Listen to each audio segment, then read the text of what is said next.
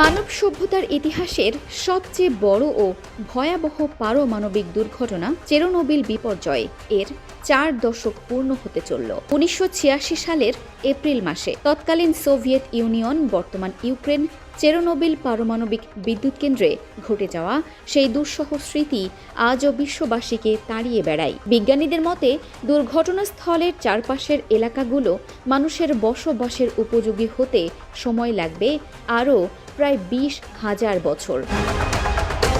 1977 সালে 4টি পারমাণবিক চুল্লি নিয়ে যাত্রা শুরু করা এই বিদ্যুৎ কেন্দ্রে 1986 সালের 25 এপ্রিল রাতে এক পরীক্ষা চালাতে গিয়ে ঘটে বিপত্তি। অপ্রস্তুত প্রকৌশলীদের গাফিলতি এবং ব্যাক আপ জেনারেটর সময় মতো চালু না হওয়ায় চতুর্থ চুল্লিটি অতিরিক্ত উত্তপ্ত হয়ে ওঠে। প্রচণ্ড বাষ্পচাপের কারণে পরপর 2টি ভয়াবহ বিস্ফোরণে চুল্লির ছাদ ধসে পড়ে এবং বিপুল পরিমাণ তেজস্ক্রিয় পদার্থ বায়ুমণ্ডলে ছড়িয়ে পড়ে। তদন্ত অনুযায়ী চতুর্থ চুল্লির 190 টন ইউরেনিয়ামের অন্তত 30% বায়ুমণ্ডলে ছড়িয়ে পড়েছিল, যার তেজস্ক্রিয়তার পরিমাণ জাপানের হিরোশিমায় ফেলা পারমাণবিক বোমার চেয়েও প্রায় 400 গুণ বেশি ছিল। প্রাথমিকভাবে সোভিয়েত সরকার ঘটনাটি গোপন রাখার চেষ্টা করলেও 36 ঘন্টার মধ্যে প্রায় 1100 কিলোমিটার দূরে সুইডেনের ফর্সমার্ক পারমাণবিক কেন্দ্রের সেন্সরে তেজস্ক্রিয়তা ধরা পড়ে। পরে সুইডেনের কূটনৈতিক চাপের মুখে ক্রেমলিন এই বিপর্যয় স্বীকার করতে বাধ্য হয়। তাৎক্ষণিকভাবে এবং পরবর্তী কয়েকদিনে মোট 28 জন মারা যান।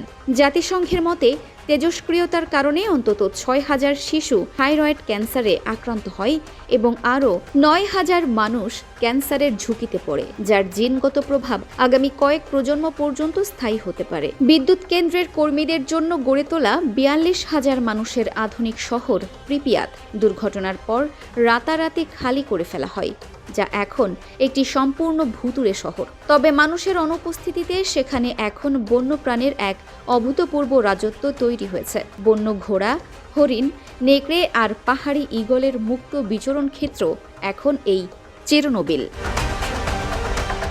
2011 সালে দুর্ঘটনার 25 বছর পর এলাকাটি পর্যটকদের জন্য সাময়িকভাবে উন্মুক্ত করে দেওয়া হয়। গবেষক ও রোমাঞ্চপ্রিয় পর্যটকদের কাছে এটি এখন একটি জনপ্রিয় পারমাণবিক পর্যটন কেন্দ্র। চেরনোবিলের এই ট্র্যাজেডি বিশ্ববাসীকে মনে করিয়ে দেয় যে প্রযুক্তির সামান্য গাফিলতি মানব সভ্যতা ও প্রকৃতির কতটা দীর্ঘমেয়াদী ক্ষতি করতে পারে।